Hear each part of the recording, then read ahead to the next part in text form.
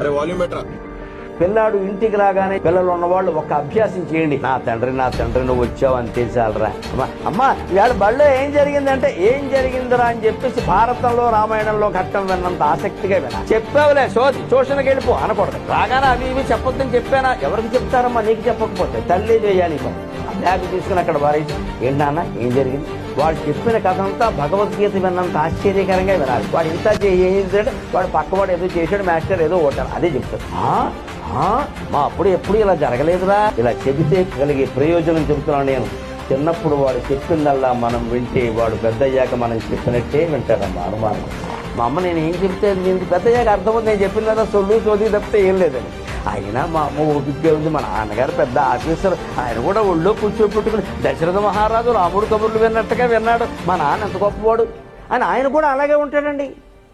ఎందుకంత అద్భుతమైన వ్యవస్థను మనం కోల్పోతున్నాం? దీనికి రూపాయి ఖర్చు లేదే.